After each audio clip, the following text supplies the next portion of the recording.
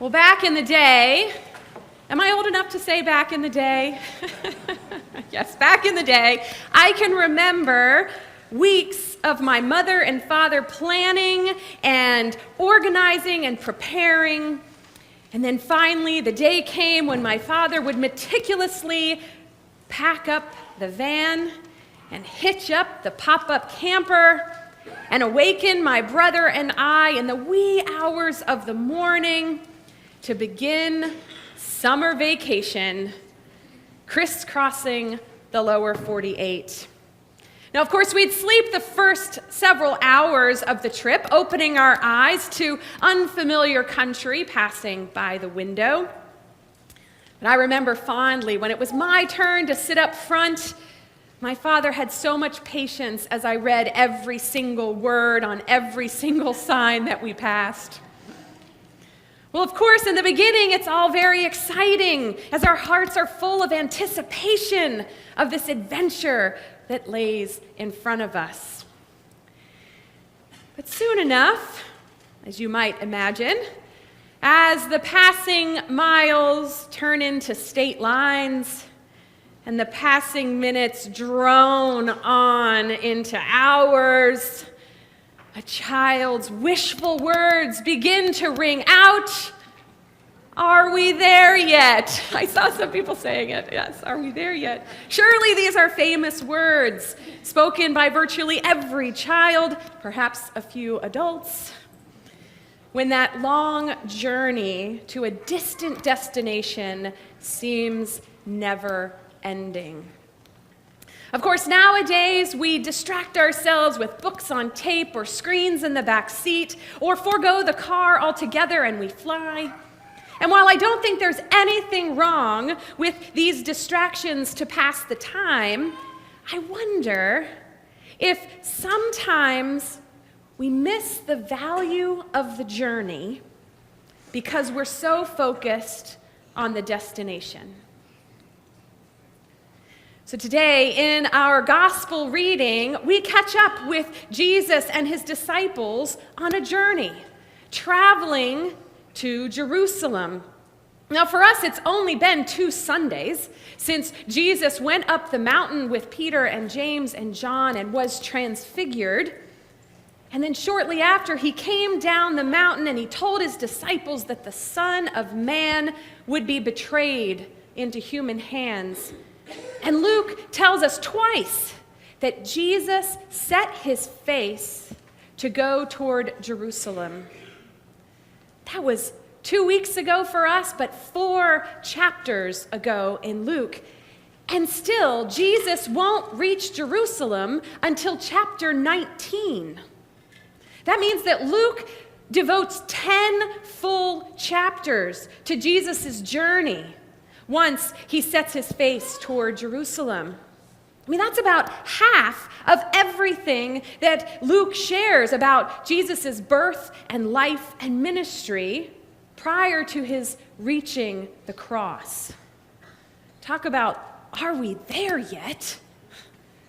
No, we aren't there yet.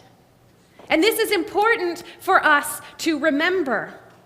As Reverend Dr. David Lose points out, sometimes we tend to focus so much on Jesus' death and resurrection that we reduce or at least overlook so much of what else happens during Jesus' life and ministry. But if we slow down and pay attention to these 10 chapters, it's impossible not to notice that Jesus takes time along the way to heal those who are sick, to teach his disciples and the crowds that follow him, to engage with his opponents, to bless children, to restore to community those who have been pushed to the side, to liberate those held captive to spirits that would rob them of abundant life, to share stories of God's abundant love, to argue for persistence in prayer and the pursuit of justice, and even to lament all those who refuse God's embrace and cling instead to the protections and prizes of the world. Now, of course, this isn't summer vacation for Jesus, but we know that he is determined to get to Jerusalem. So much so that the threat of Herod's plot to kill him won't deter him. But Jesus' mission is a both and. Listen to what Jesus says. I am casting out demons and performing cures today and tomorrow. And on the third day, I will finish my work. Yet today, tomorrow, and the next day, I must be on my way. I mean, we hear Jesus' determination to fulfill his purpose, which ultimately is the cross and the empty grave. But along the way, everything Jesus does while he is not there yet is important too. All of these stories matter. No matter how significant the cross may be, and yes, the cross is the central revelation of God's love and embrace of humankind and the triumph of God's love, yet what Jesus says and does on the way to Jerusalem matters too. So in today's passage, Jesus is just about halfway. And he's already done so much, but there is so much left to do. It's not yet the third day, and he will continue to cast out demons and perform cures today and tomorrow. I think what a gift for us to remember that the journey is as important as the destination. And we are not there yet either.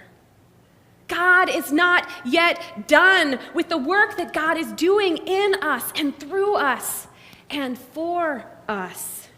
I mean, right now, while Jesus is still on his 10-chapter trek on this second Sunday in Lent, and while we still look toward the cross, we are reminded that God is here, is at work, even now, wherever you may be. And just as what Jesus does across Luke's 10 chapters between his outset for and entrance into Jerusalem matters, so too what you do day in and day out for the sake of shining God's love into the world, that matters too. The time we take to hug our children, or greet our neighbor, or befriend a stranger, the time we take to comfort one who grieves, or smile at someone who is afraid, or stand up for those who are being overlooked, or include those who are being excluded.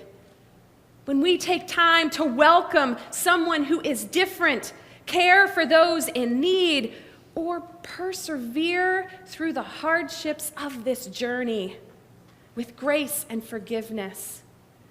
All these things matter a lot. And just think about it.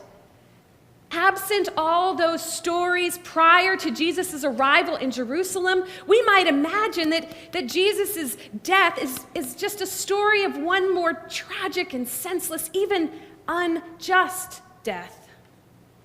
See, we need his life before his death, because Jesus didn't die accidentally. He died precisely because he gave attention to people who the larger world deemed insignificant. And he proclaimed a God who embraces and loves all, not just a select few. And yes, Jesus' resurrection is a story of the triumph of sacrificial love over death and hate and injustice and bigotry and all that stands against the will of God's love to bless and save the world. But the journey to Easter morning is important.